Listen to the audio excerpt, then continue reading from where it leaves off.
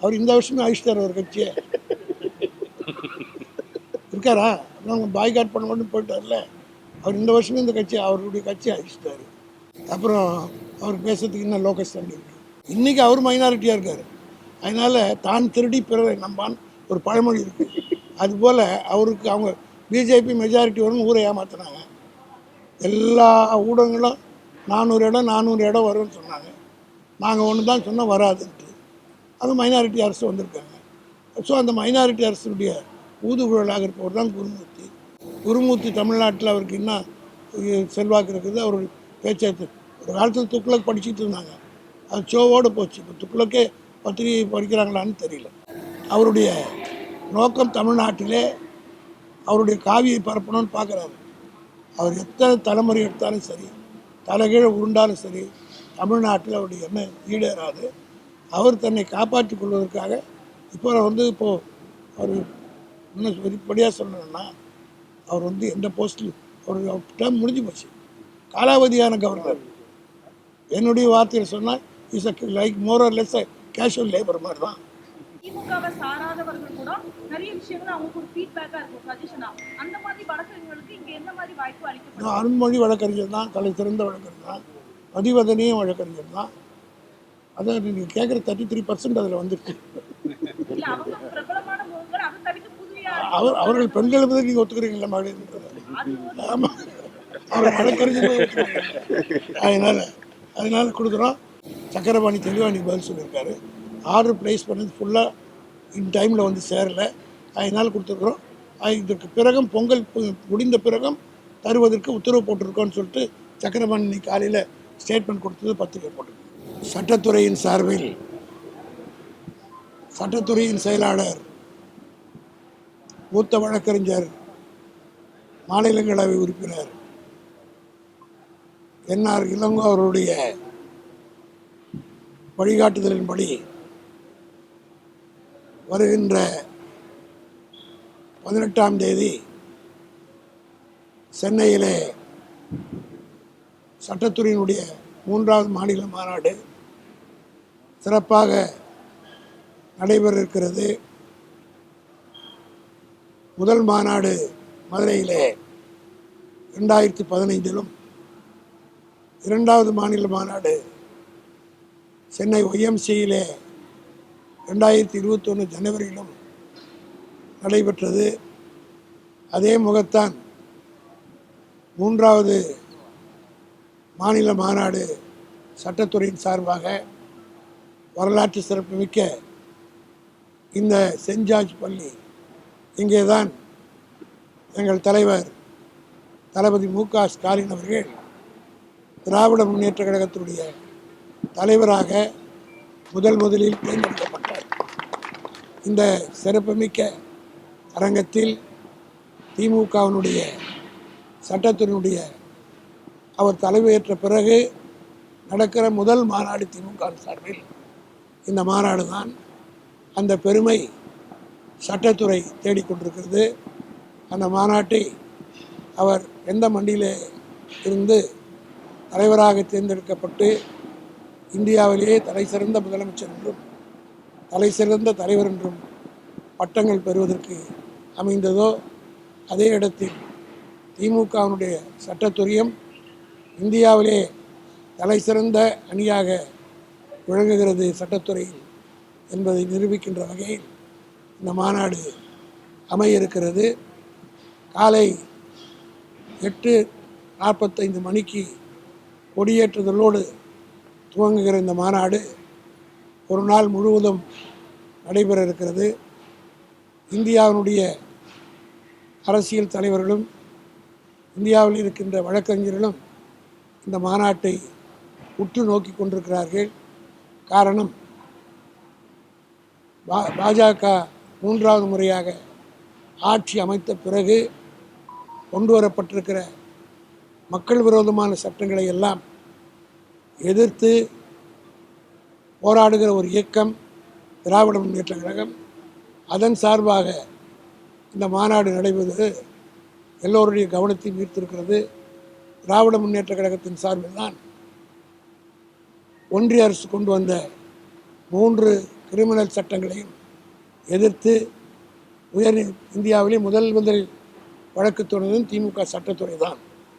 அதேபோல் one nation one election என்கிற பிரச்சனையிலும் சட்டத்துறையின் சார்பாக திமுக குரல் எழுப்புகிறது.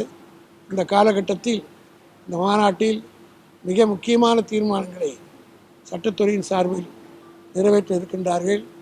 அந்த தீர்மானங்கள் தலைவர் தளபதியுடைய ஒப்புதலோடு நிறைவேற்றப்பட்டு அந்த தீர்மானங்களை சட்ட ரீதியாக நீதிமன்றத்தின் வாயிலாக பல உரிமைகளை பெறுவதற்குரிய சட்ட போராட்டமாகவே அமையும் என்கிற வகையில் இந்த மாநாடு அந்த நோக்கத்தோடு தான் கூட்டப்பட்டிருக்கிறது. ஏறத்தாழ தமிழ்நாடு பூராவிலும் 10,000க்கும் மேற்பட்ட வழக்கறிஞர் திமுகவில் உறுப்பினராக இருக்கிறார். அவர் அத்தனை பேரையும் இந்த அரங்கம் கொள்ளுமா என்பது ஒரு கேள்விக்குறிதான். இருந்தாலும் சட்டத்துறையின் சார்பில் மாநாட்டை அமைத்து அதில் ஏறத்தாழ 10,000 பேரும் கலந்து கொள்வதற்குரிய எல்லா வகையான உறுப்பினர் மட்டும் 10,000 பேர் இருக்கிறார்கள். ஆதரவாளர்கள் நிறைய பேர் இருக்கிறார்கள். அவர்களெல்லாம் இந்த மாநாட்டுக்கு வர இருக்கிறார்கள். ஆக அந்த மாநாட்டை சிறப்பாக ஏற்பாடு செய்திருக்கிறார்கள். தலைவரும் இந்த மாநாட்டை மிகுந்த அக்கறையோடு அதற்காகத்தான் தலைமைக் கழகத்தின் சார்பாக நானே இன்றைக்கு இந்த மாநாட்டை பார்வையிட வந்திருக்கிறேன்.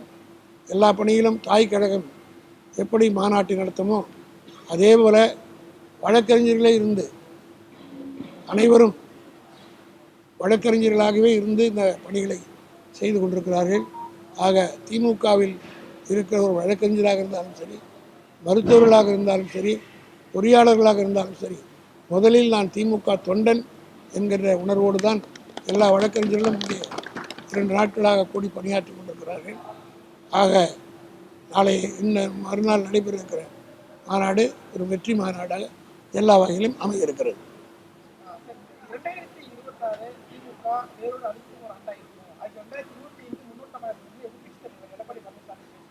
யார்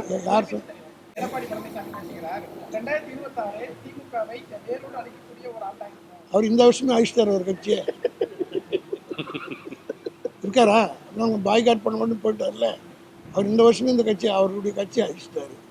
அப்புறம் அவர் பேசுறதுக்கு இன்னும் லோக்கஸ் ஸ்டாண்ட் இருக்குது. சட்ட ரீதியான வார்த்தையை போகிறேன். ஏஸ்னா லோக்கஸ் ஸ்டாண்ட். ஏன்னா இது completely party has been washed out. அவர் பாய்காட் பண்ணிட்டாரு. That itself goes to prove his party is insolvent.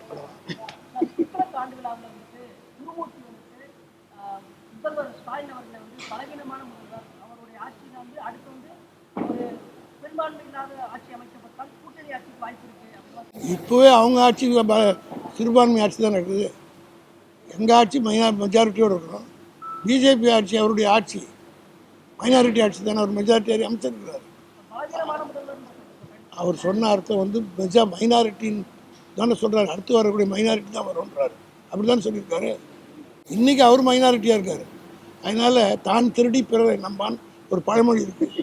அதுபோல் அவருக்கு அவங்க பிஜேபி மெஜாரிட்டி வரும்னு ஊரை ஏமாற்றினாங்க.